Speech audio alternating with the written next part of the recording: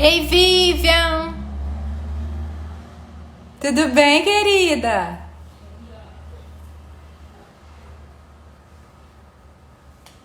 E aí, que saudade de você?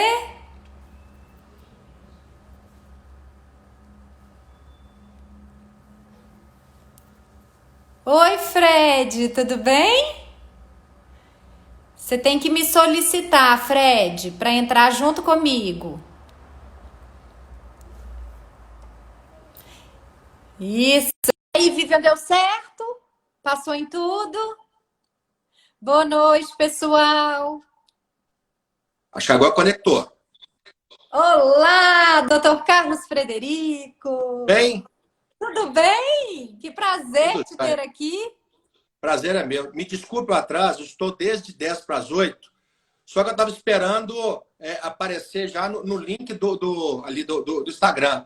Aí depois eu falei assim, não, tem que entrar lá no Direito entre Amigas. É, alguns percalços tecnológicos, mas tudo bem. Deus- Tem nada de atraso e não tem nada que se desculpar. Todos nós estamos com esse problema, né? Como é Exato. que você tá? Tudo bem? Tá tudo bem com vocês, como é que estão? Estamos, graças a Deus, tudo ótimo. Gente, estamos hoje com o professor Carlos Frederico, professor, advogado. Muito chique falar doutor Carlos Frederico, mas para mim é o meu grande amigo Fred, né? É um prazer imenso te ter aqui. Nossos alunos estão aqui, alguns entrando ainda.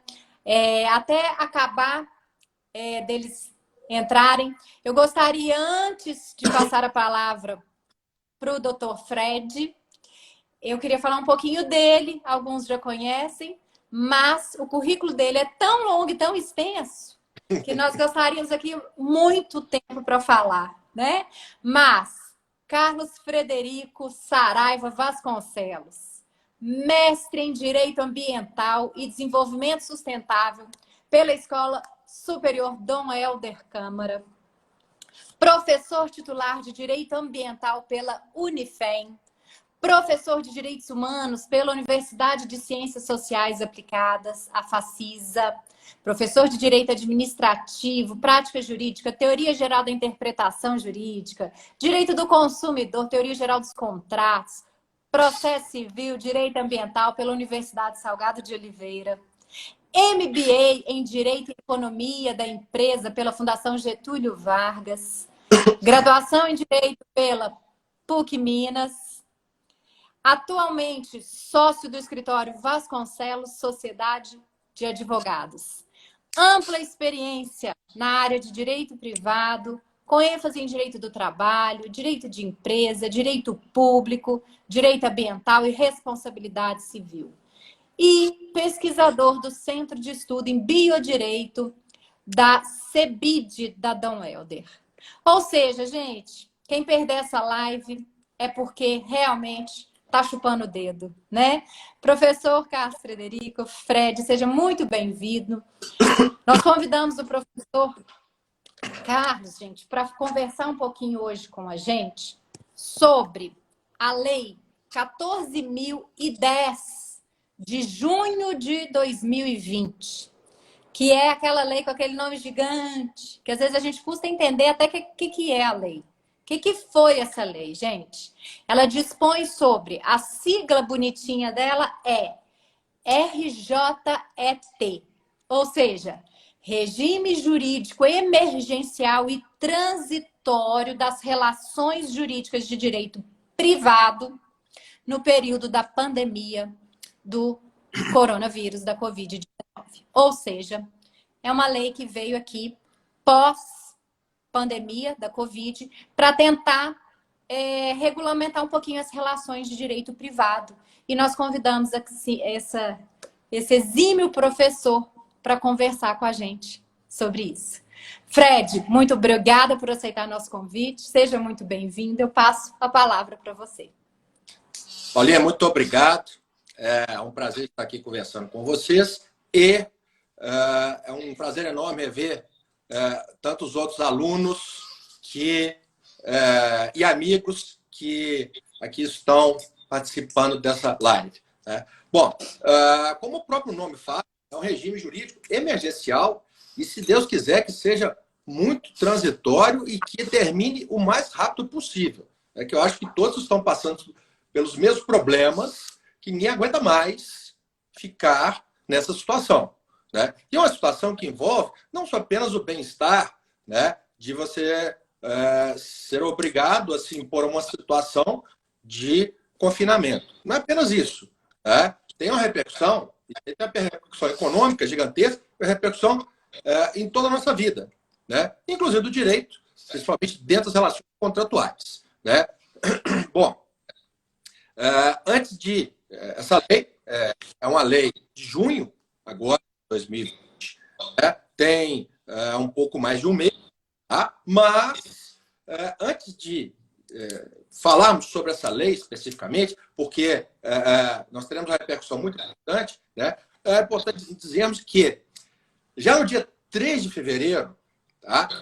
O Ministério da Saúde editou uma portaria 188 de 2020, né? Onde se declarou emergência na saúde pública de importância nacional.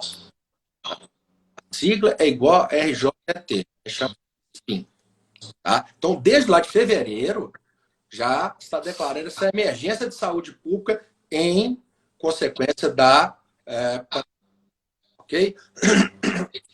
No dia 6 de fevereiro, nasce a Lei 13.979, que é a lei conhecida como Lei da Covid, tá? Onde essa lei ela prevê medidas que foram destinadas ao enfrentamento de toda essa situação emergencial com a qual estamos passando, né? E ali prevê também a quarentena, o isolamento e todas as outras medidas a serem tomadas, tá? O nosso Congresso, através do Decreto Legislativo 6, né, em 20 de março de 2020, ele reconhece estado de emergência pública para flexibilizar as regras orçamentárias. São muito rígidas, né? E o Estado, através do projeto de lei 1179 de 2020, né, ele dá origem, né, a esse regime jurídico emergencial e transitório de direito privado, né? Um pouco de história aqui, falarmos que essa inspiração do Senado, né, ela deu em dois momentos distintos, né, em dois fatos icônicos, né? A primeira inspiração dela é uma inspiração francesa, que remonta lá da Primeira Guerra, tá? Em 1918. Tá? Um deputado francês chamado Falliot, ele era um empresário, tornou-se um congressista, né? E, dado a situação que as empresas francesas viviam à época da guerra, tá? Da Primeira Guerra Mundial, ele, juntamente com os seus pares, editou uma lei, essa lei foi chamada de Lei Falliot, né? Que trata dessa revisão de contratos, tá? Que foram atingidos, obviamente, né, por essas contingências econômicas da guerra. Tá? E essa lei ela teve uma importância muito grande no nosso direito, tá? E também, principalmente no direito francês, porque ele introduziu a teoria da imprevisão nos contratos, né? Prevendo a intervenção judicial no contrato. Não foi a primeira vez que surgiu no mundo jurídico. Já havia surgido da Itália toda a guerra também. Mas ele ganhou uma repercussão muito maior na França. Tá? E a segunda inspiração que o nosso parlamento teve, que o Senado teve, né, foi uma inspiração que veio do próprio parlamento alemão, tá? Onde também, prevendo esses impactos, né, amenizar esses impactos da pandemia, tá?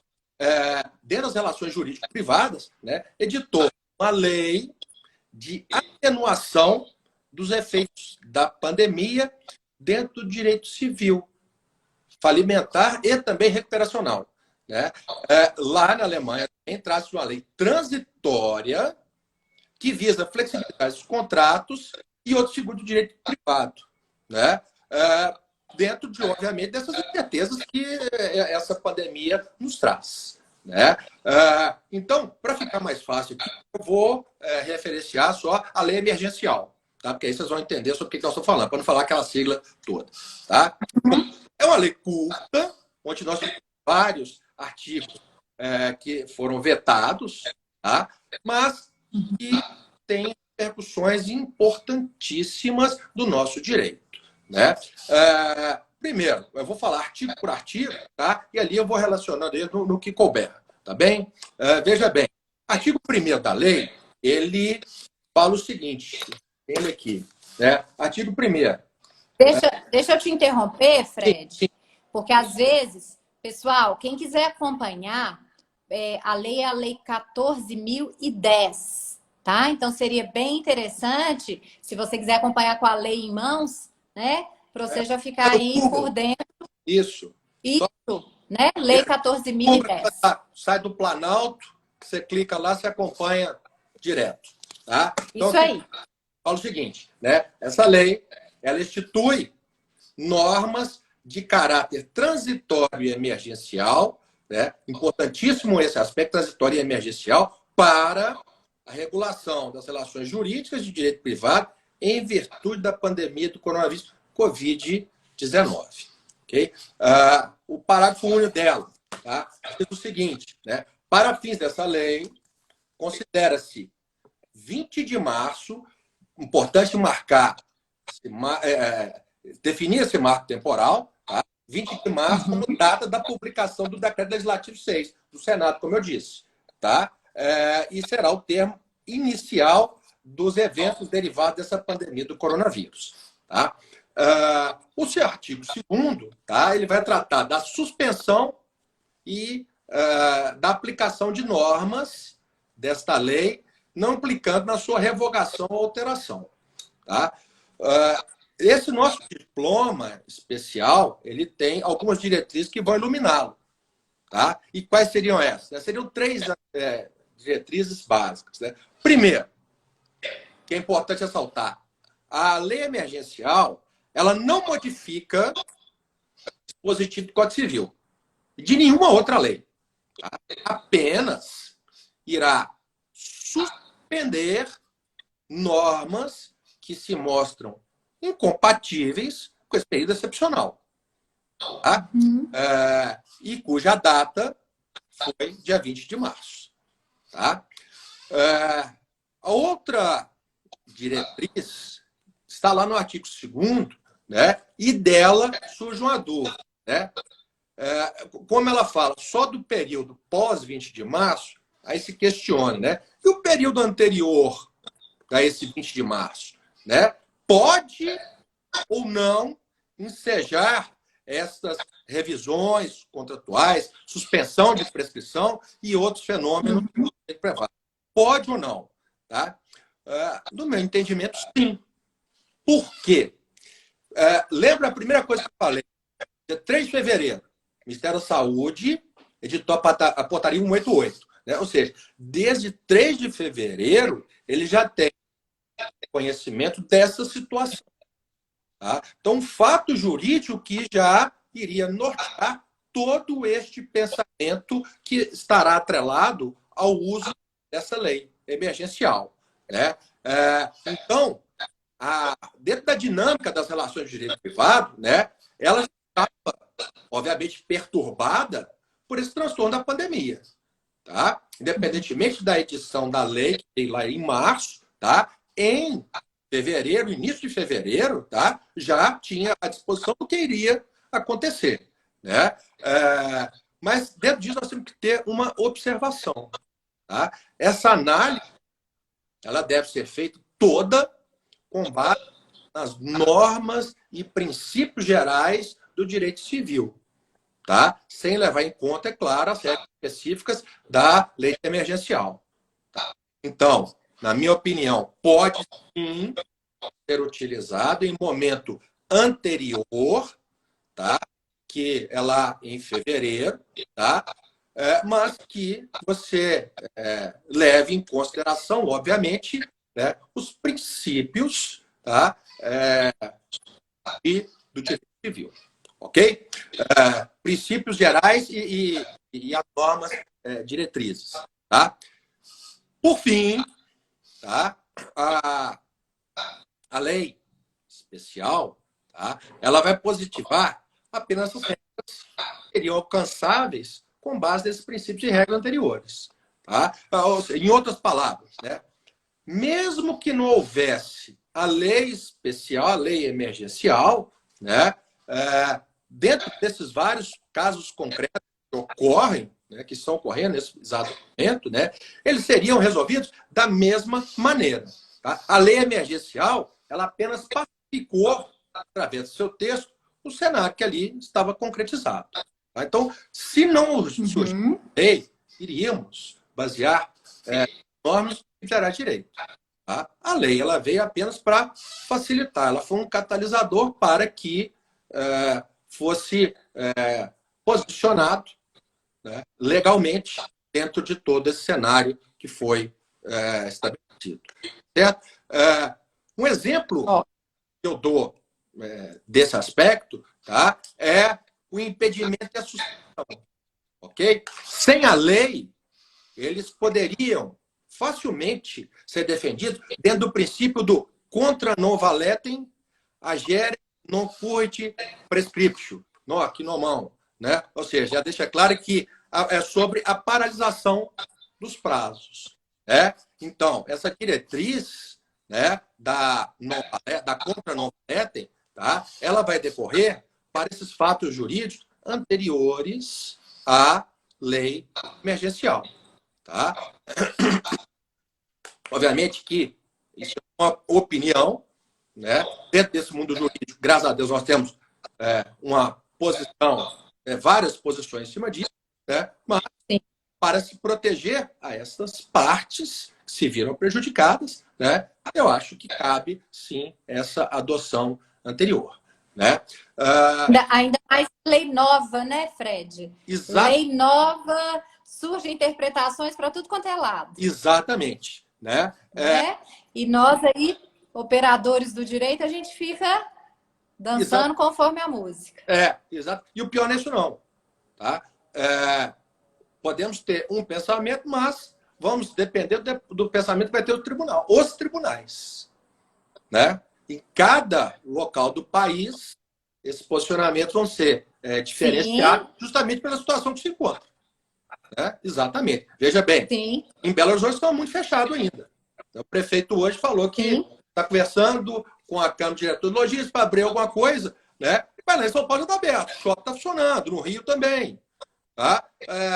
Você tem um exemplo. Nos Estados Unidos, a Disney está aberta já, em Orlando. Né? Ou seja, cada local terá uma diferença dentro dessa aplicação. E, obviamente, se a aplicação será diferente, de acordo com o caso concreto, as ponderações dos tribunais também serão diferentes. Tá? É uma lei emergencial. Né? É claro, é importante aqui, Paula, destacar que essa lei, em momento algum, ela desrespeita a vedação à retroatividade, diante dos fatos jurídicos perfeitos, direito adquirido e a coisa julgada. Né? Aqui, no momento em que as partes celebraram um contrato, um outro ato jurídico perfeito que seja, tá? Elas levam, obviamente, em conta, né, as regras do direito material que ali se desenhavam à época. Tá? E aquelas condições contratuais se desenhavam. Né? E, obviamente, que essas condições contratuais elas estarão atreladas a regras de direito material. Né? E, então, elas não poderiam aplicar essa retroatividade. Né? Mas esses impactos terão ainda repercussão variada dentro dos nossos tribunais. Tá? Mas acredito sim que desde lá em fevereiro já poderia ser aplicado essa lei. Porque o estado emergencial já estava instalado. Ok? E veja bem, né, quais são os impactos que essa lei terá dentro ali da parte geral do Código Civil. Tá? Essa lei emergencial, ele vai repercutir uma das coisas mais importantes do direito, que é prescrição e decadência, né? Principalmente no que se disciplina ali nas pessoas jurídicas de direito privado. Tá? O texto diz o seguinte, tá? Os prazos prescricionais consideram-se impedidos ou suspensos, conforme o caso, a partir da entrada em vigor dessa lei. Parágrafo 1º. Este artigo não se aplica enquanto perdurarem as hipóteses específicas de impedimento, suspensão e interrupção dos prazos prescricionais, prevista no ordenamento jurídico nacional. Parágrafo 2º. Esse artigo aplica a decadência conforme a prevista no artigo 17 da Lei 406 de janeiro de 2002, que é o Código Civil. Né? Então, veja bem, né? Devido à compreensão desse dispositivo, tá? Algumas noções precisam ser revistas aqui. Tá? Fazer uma revisão. Tá? A legislação ela prevê diversas causas impeditivas e suspensivas da prescrição.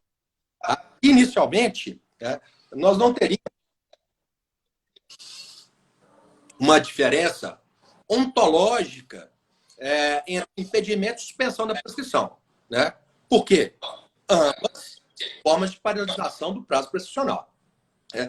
A diferença vai ser quanto ao termo inicial. Né? Por quê? No impedimento, o prazo nem chegou a correr. Né? Enquanto na suspensão, o prazo que já está fluindo, ele congela, paralisa, né? Enquanto pendente essa causa suspensiva.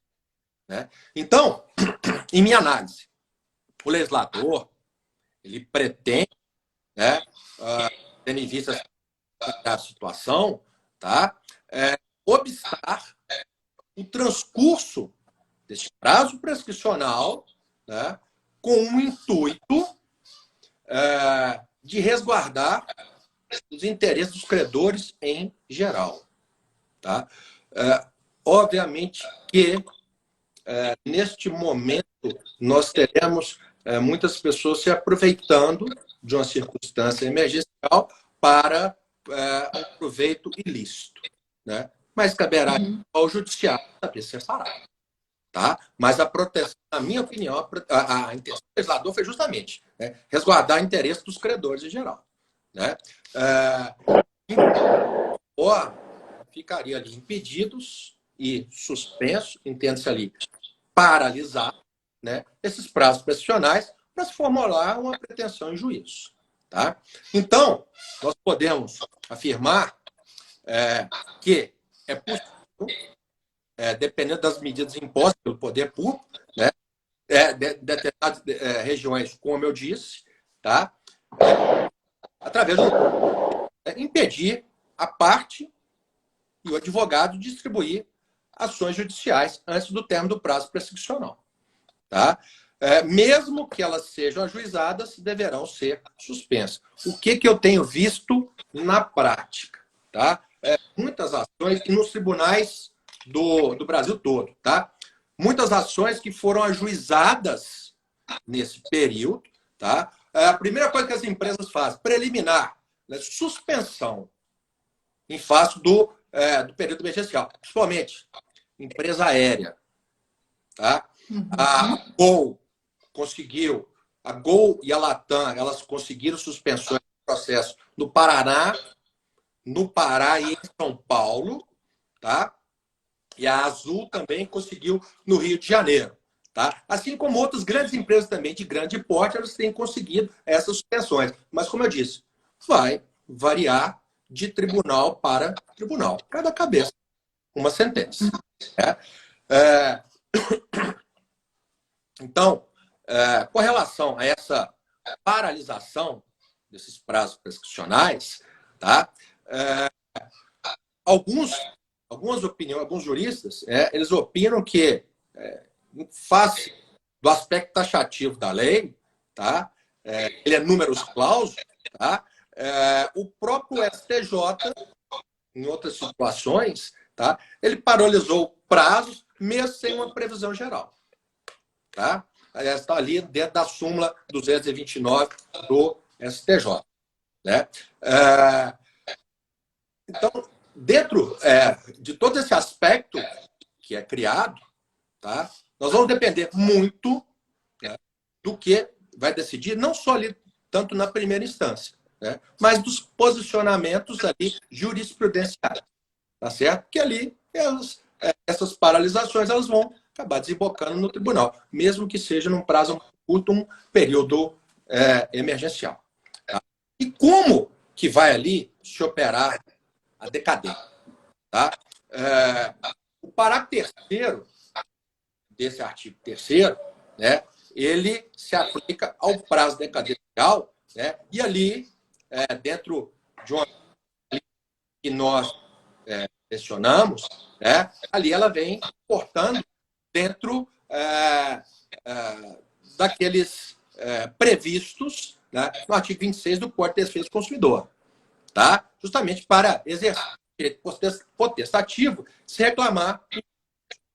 Então, nesse caso, ele deve ser encarado como uma exceção legal a uma regra geral, né? Que também já tem previsão lá no 207 do Código Civil. Tá? Exceção legal essa de uma regra de implacabilidade da influência do prazo decadencial. Ok? O artigo 4º da lei ele foi vetado, né? E o artigo 5º ele vai falar justamente sobre as pessoas jurídicas de direito privado. Né? Vai falar sobre as assembleias gerais, tá? E depois suas repercussões lá na frente que serão aplicadas dentro dos condomínios. Tá? A ideia de um raciocínio que eu vou ter para um é o mesmo raciocínio que eu vou ter para outro. Né? Veja bem, em se tratando de assembleia geral, para fins do artigo 59 do Código Civil, tá? Ela pode ser realizada por meios eletrônicos, tá? Não importa qual seja, né? Independente da previsão nesses atos discutidos das pessoas jurídicas. Tá? Inclusive, olha que interessante nesse aspecto, meu marido é médico e ele chegou em casa aqui agora. Hoje está rolando, está acontecendo a Assembleia Geral da Unimed para eleger o seu novo Conselho Fiscal. Então, o Conselho Fiscal da Unimed está sendo eleito agora de forma eletrônica. E eu estava aqui só ouvindo, assim, ele estava lá escutando a Assembleia, né? E o presidente da Unimed apurou, né? Já deu o resultado da eleição do Conselho Fiscal e tudo, e virou e falou assim: olhem, a responsabilidade de vocês nesse ano é imensa, porque nós nunca tivemos esse número de votos igual tivemos agora. Ou seja, né, o meio eletrônico aqui fez com que as pessoas participassem ainda mais. E a questão é, né? Então, isso o principal cuidado que se tem que ter é de se buscar essa forma correta para realizar. Né? Pode-se utilizar Google Meet, WhatsApp, qualquer plataforma. Não tem que haja uma comunicação a todos esses participantes, tá? E desde que possa ser dado a eles essa possibilidade de se manifestar. Tá? Não importa. Tá? Aquele que promove a Assembleia, ele tem toda essa capacidade total, tá, de produzir em essas reuniões de qualquer plataforma eletrônica, desde que todos possam ter acesso. Justamente para depois não haver alegação de nulidade perante os tribunais. Então, veja bem, essas assembleias gerais, elas podem tomar todas as medidas cabíveis a elas dentro do seu estatuto. Só que ela vai fazer de uma forma virtual. Né? Os CISO do artigo, eles vão falar sobre essa declaração dessa Assembleia Geral, né, que é convocada para esse fim, né? E o quórum, né, o importante ali é deliberar sobre o quórum, né? Esse quórum é estabelecido no estatuto, né? E também na de eleições dos administradores. Então, esta eleição que está acontecendo na Unimed, tá? A forma não é o problema. Tá? O problema é se respeitar justamente esse quórum que é estabelecido no estatuto. Né? Então, veja bem, Muito bom. de acordo com esse artigo 5º, né, toda essa Assembleia Geral ela pode ser realizada, né, e em caso de manifestação dos participantes, né, ela poderá produzir os seus efeitos legais, né, sem uma assinatura presencial. Tá? Ou seja, né, em posição de restrições sanitárias, né, ela afastará uma eventual nulidade pela ausência de um requisito formal, que é assinatura, ou mesmo um pregão e encontro presencial. Ok? Aos administradores salutar que diga que algumas plataformas tem jeito de você fazer um chat. Né? E ali, como cabe a ele fazer a ata, a prova da votação vai ser como? Aquela que está no chat. Sim. Né? Exemplo, dentro do Google Meet, quando você realiza um chat, tá? Esse chat ele fica registrado. Você pode colocar, você tem a possibilidade de colocar para gravar, né? E não estou fazendo propaganda do Google aqui, não. Tá? Porque eu uso essa plataforma e dá muito certo, tá? Para dar aula. Tá? Então você coloca para. Né? E na hora que você vai fazer chamada ali, por exemplo, você pede para o aluno responder no chat. Da mesma forma, está fazendo a assembleia, foto, sim ou não? Ele coloca lá. A prova. Você coloca ali. Esse exemplo específico, depois eu vou até procurar saber, que agora eu até fiquei curiosa.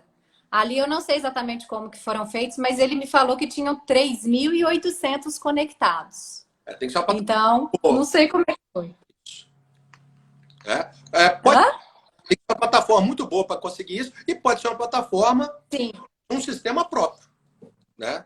Sim, foi o que eu mais pensei, que às vezes, né, é um sistema próprio da própria Unimed. Exatamente. Né? É mais provável que seja isso. O mais provável. E essas outras plataformas têm ali uma capacidade de 150, 200 pessoas no máximo. Né? Isso. Na prática, exatamente, ele vem dizer que esse administrador ele está autorizado a definir o meio eletrônico será utilizado, né? Mas com a obrigação de garantir a identificação e segurança do voto. Tá? Cabe observarmos que toda Assembleia é soberana e ela pode deliberar por outro eletrônico dos encontros seguintes, se houver necessidade de encontros seguintes. Tá? De formas que a primeira Assembleia é o administrador que faz. E o outro, se a Assembleia resolver pontuar em alguma outra plataforma, tem que ser respeitado. Ok? E importante o chat para você ali colocar a presença e o voto. Ok? Bom, esse sétimo vetado. Ok? Artigo 8º. Aí começa a apertar. Artigo 8º, né, ele vem dizendo o seguinte, né, que até 30 de outubro de 2020 fica suspensa a aplicação do artigo 49 do Código de Defesa do Consumidor, né, na hipótese de entrega domiciliar, delivery, né, de produtos perecíveis ou de consumo imediato de medicamentos. Né.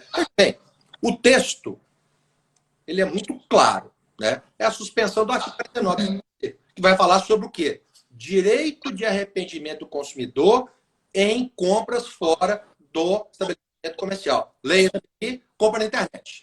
Principalmente, né? Compra na internet. Né? Então, veja, dentro desta linha de raciocínio, né, o consumidor ele tem o direito de discutir o contrato e receber de volta todos os valores que foram pagos com a atualização monetária no prazo de 7 dias, a contar do recebimento do produto ou da data do contrato, da celebração do contrato. Né? Veja bem, com relação ao consumidor, não trata de uma resilição unilateral, nem também uma resolução motivada por via do produto ou do serviço, que está lá no artigo 12 do CDC, de forma alguma. Né? Ou também mesmo seja por descumprimento do fornecedor desses deveres anexos. Mas é uma possibilidade que o legislador deu de ser uma condição resolutiva, né, desse contrato. Tá? Então, nesses contratos à distância, né, onde o consumidor ele não vê o produto, nem essas amostras do serviço, né, e ele não teve auxílio técnico na realização dessa contratação, né, assegurar um prazo de reflexão, né, e que ele pode, ali, depois, se quiser, optar pela desistência desse contrato. Né? Em razão de artigo, tá, ele vem preservar não só o consumidor, mas ele vem preservar também o fornecedor. Né? Porque vamos pensar em relação a delivery, por exemplo, em relação a alimentos. Quando que a pessoa vai comprar um alimento e ali tem uma cláusula de arrependimento? Né? Sim. Coisa viável, não tem condições. Né? Então, de acordo com a lei, tá? Ficaria até dia 30 de outubro, ficaria suspenso esse direito potestativo, que é deferido, né, melhor dizendo, ao consumidor dentro do CDC, né, de rejeitar, né, imotivadamente a compra desse produto que tem uma entrega domiciliar, que é feito fora do estabelecimento comercial. Né? E, importante dizer que vai se tratar apenas de produtos perecíveis ou de consumo imediato de medicamentos. E por que a gente fala sobre medicamentos? Porque o medicamento já tem lá aquela prescrição específica. Tá? Sim. Você vai comprar o medicamento porque já tem costume de utilizá-lo. Olha, eu comprei uma Neosaldina, né, pelo delivery de uma farmácia. Falo, não, eu quero desistir porque eu não queria esse para dor de cabeça, eu queria outro. Não, se você pediu, porque você tem costume de usar. Né? E ali não tem como você falar assim, mas não é muito bem, isso eu queria. Todos os medicamentos, eu digo, primeiro, automedicação, a coisa completamente já está banida. Né? Eu acho que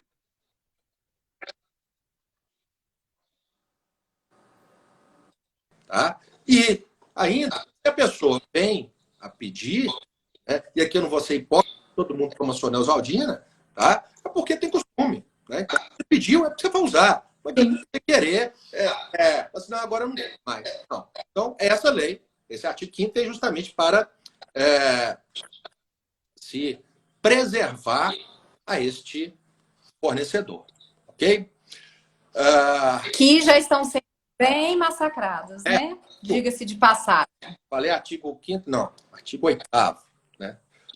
Oitavo. O fornecedor, somente o pequeno fornecedor, nesse momento é o que está mais prejudicado. Né? E tem os que não conseguem nem operar. Nunca operaram através do sistema de delivery, né? E teve que ter a forceps. Né? E eu te falo uma coisa seguramente. Tá? Muitos deles, os derivados que eles fazem, são conseguir manter vivo o negócio, para pagar folha e pagar conta. Né? Então, sim, com certeza. Né? Você não poderia ter essa questão do Código de Defesa do Consumidor, né? De rejeitar emotivadamente essa compra. Tá? Então, nesse aspecto, eu acho que foi bem inteligente o legislador. Né? Mas não sei se vai ser necessário para se evitar toda essa quebradeira que nós vamos ter depois. Né? Tá? Bom, o artigo 9 foi vetado. Tá? E o artigo 10, ele vem falando, né, justamente sobre os prazos a suspensão dos prazos de aquisição para propriedade imobiliária. Né? Vem falar justamente sobre a uso capião. Tá? Veja bem, tudo aquele entendimento que foi dado ao artigo 3º, tá? A gente pode aplicar também para a uso capião. Tá? Uma vez que vamos começar lá atrás, antes do Código Civil de 1916, né, o capião ele era tratado como uma prescrição aquisitiva. Né? Apesar de controvérsia de sua natureza, né, é fato que o legislador, no nosso Código Civil, né, no artigo 244, né, ele estendeu essas regras de paralisação, de interrupção do prazo profissional para a uso capião. Né? Então, a mesma regra que foi aplicada no artigo 3º, né, estende-se a esse artigo 10º. Tá? Artigo 10, melhor dizendo. Né? E volto a repetir. Né? Já tinha sido instalado um regime, né, mas ele só foi, né, realmente positivado em junho. Mas, anteriormente, havia essa previsão. Então, acho que pode ser ali, sim, estendido esse prazo anteriormente até o dia 3 de fevereiro. Ok? Então, é a mesma coisa de usar o princípio da contra valetem. Tá? Da mesma forma. O artigo 11 foi vetado. Tá? E outra, o artigo 12, que vai falar sobre assembleia condominial. Tá? O raciocínio que nós vamos ter para a assembleia de condomínio é a mesma que nós tivemos para as outras assembleias que nós já discutimos aqui. Né? Ou seja, o síndico ele vai convocar, né, a assembleia virtual por essa plataforma que ele quer, né, dando essa oportunidade de todos participarem, né, e ali ele pode realizar votações. Tá? Havendo necessidade de se postergar essa votação, tá? A Assembleia ela será soberana, ela pode definir outro tipo de plataforma. Tá? Os síndicos, ele tem lá, dentro da sua convenção de condomínio, o seu prazo do seu mandato. Tá? Caso esse mandato ele venha a expirar dentro desse período da pandemia, tá? Ele pode, se não houver forma de votação, ele pode ser automaticamente prorrogado até o final de outubro. Tá? Prevê a lei. Tá? Mas, dentro de um aspecto prático, tá? Se o síndico não for remunerado, né, e nós sabemos que as pessoas pegam esse abacaxi todo por causa da remuneração, tá? For remunerado, eu não acho vantagem nenhuma. Tá?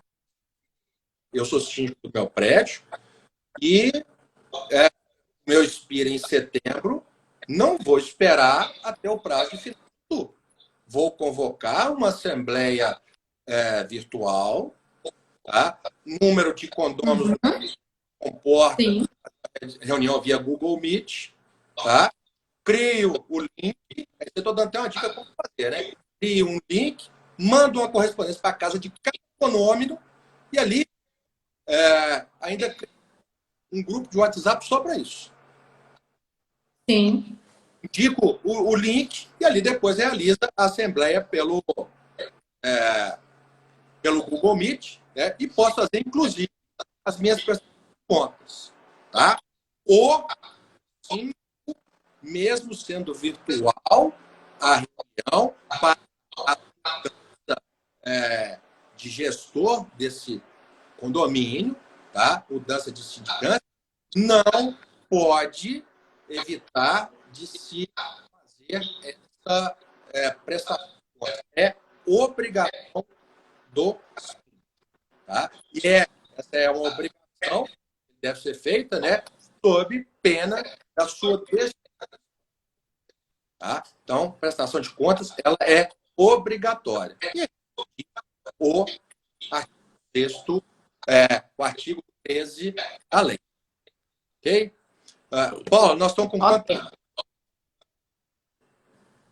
Oi? Nós estamos com quanto tempo ainda aí? Nós estamos ainda com Tem um tempinho? uns 5 minutos ainda. 5 minutos? Tá. Então, eu vou tentar terminar aqui rapidamente. Né? Artigo 15, que fala sobre a prisão civil, devedor de pensão alimentícia. Sim. O que o artigo 15 diz? Né? Que até a prorrogação, que seria no dia 30 de outubro de 2020, né? essa civil, por medida ali, que é prevista lá no artigo 528, parágrafo 3º, tá? Ela deve ser cumprida exclusivamente na modalidade domiciliar, sem prejuízo da exigibilidade das respectivas obrigações. Tá? Mesmo porque aquela pessoa que deve, né, não vai desobrigá-lo dessa obrigação, tá? De prestar alimentos, de forma alguma. Né? Mas ninguém pode colocá-lo em risco a sua saúde dentro do sistema prisional. Tá? Então, a justificativa é justamente isso. Okay? Isso não vai violar nada do que já é dito, já é firmado pelo STJ, tá? Mas justifica-se, né, para se evitar um perigo de contágio da doença.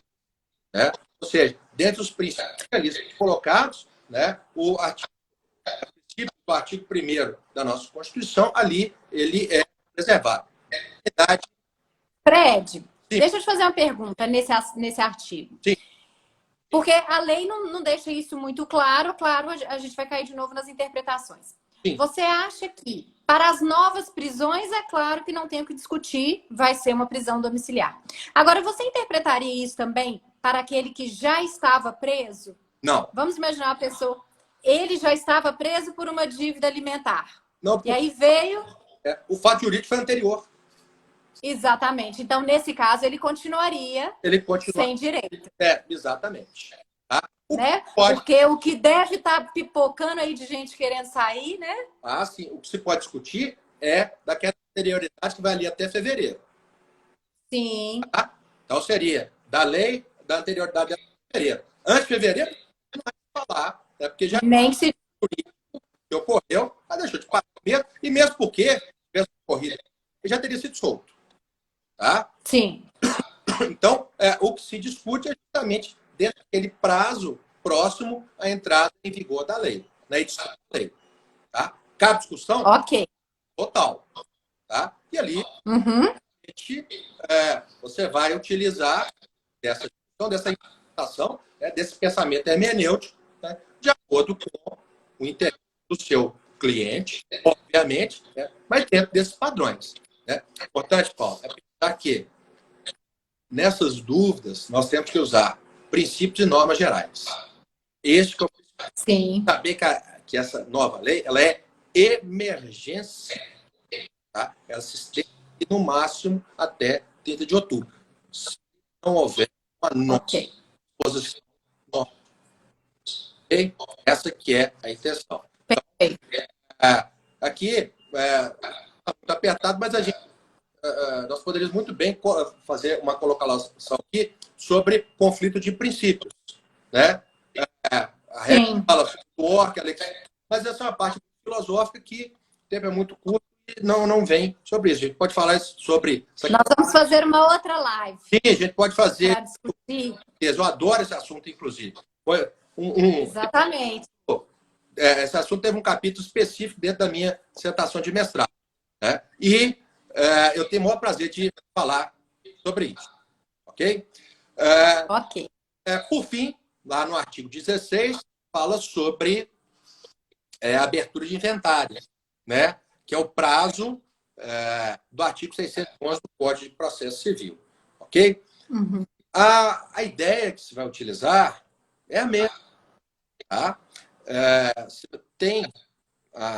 Como essa lei ela instituiu o regime emergencial até dia 30 de outubro, né? Então, o prazo que faltava para vencer, né, essa prescrição, tá? Você posterga até depois do dia 30 de outubro. Né? Olha, o prazo foi estabelecido pelo Código de Processo Civil, tá? Que deve ser instaurado em 2 meses, tá? Do artigo 611. Se faltava um mês, depois do dia 30 de outubro, você posterga mais um mês. Tá? Então, Perfeito. tá? Voltando àquele aspecto, né? Coloca justamente sobre aquela ideia de você antecipar ao dia 3 de fevereiro pelo prazo emergencial. Tá? Mas isso aí é uma discussão jurídica. Se você vai abrir dentro de um cartório, você não vai conseguir discutir isso ali junto com o seu tabelião, com o seu notário. Né? Aceita este prazo da lei que vai suspender, que vai congelar, né? E voltar a descongelar a partir do dia 30 de outubro. Ok? Bom, Perfeito. Ok. em apertada síntese, nós temos um prazo muito pequeno dentro da nossa live, senão corta, né, já deve estar cortando. Né? O que nós temos de especial é isso. Né? Caso surjam algumas dúvidas, o pessoal pode mandar para o site, ou para o Instagram. Sim. Vou ter o maior prazer para responder. Pode passar o meu e-mail, com certeza. Que ali eu respondo a todas essas dúvidas com o maior prazer. Coloca o seu Instagram, qual que é? Para o pessoal te seguir lá. Ô, Paulo, acho que é Saraiva de Vasconcelos. Saraiva de Vasconcelos, Isso. né? Que aí o pessoal também te segue. Exato. Né? E às vezes fica mais fácil. E nós criamos um canal, né, no YouTube, que é Direito Entre Amigas. Ótimo. O pessoal pode se inscrever lá e a gente tira as dúvidas porventura existentes. Perfeito. E já ficamos aqui marcados para fazer uma live de discussão principiológica. Ótimo. Né? Que eu sei que você é expert nesse assunto. Professor Carlos é professor de hermenêutica jurídica, gente, há muitos anos. Domina como ninguém essa questão interpretativa. E o direito hoje é nada mais, nada menos do que interpretar. 90%. Né? Então, 90%. Você pode estar com tudo desfavorável. Se você é um bom intérprete, você vira tudo. Exatamente. Foi positivismo. Agora que vale... Exatamente. Essa questão de a lei fala isso e pronto, não é bem assim. Estamos sob a égide. Né? Aquela velha Aquela brincadeirinha do advogado, né? O cliente chega, doutor, quanto que é 2 mais 2? Depende. Você quer que seja 3 ou quer que seja 5? 4 não. Exatamente. Né? Exato. Fred, nós só podemos te agradecer, né? Essas leis novas, muito importantes para nós, que o mundo jurídico, essas novidades são muito boas, né? Depois que passar isso tudo e começar a bombar concurso público, pode saber que essas novidades todas aí são sempre muito cobradas, né? Então, tem que saber, tem que ficar por dentro, mesmo que já tenha passado, né? Mesmo que seja já depois de 30 de outubro. Exatamente. Pode saber que vão perguntar lá, você lembra na época lá da Covid? O que era que mudou? O que... né? Então, é muito importante. Então, muito obrigada. Exatamente, né? A gente só agradece a sua presença, viu? E faremos outras para discutirmos aí os temas relevantes. Muito boa noite, fique com Deus. Grande beijo para você. Tchau, um beijo. Obrigada, gente, pela audiência. Fiquem com Deus. Tchau. Tchau.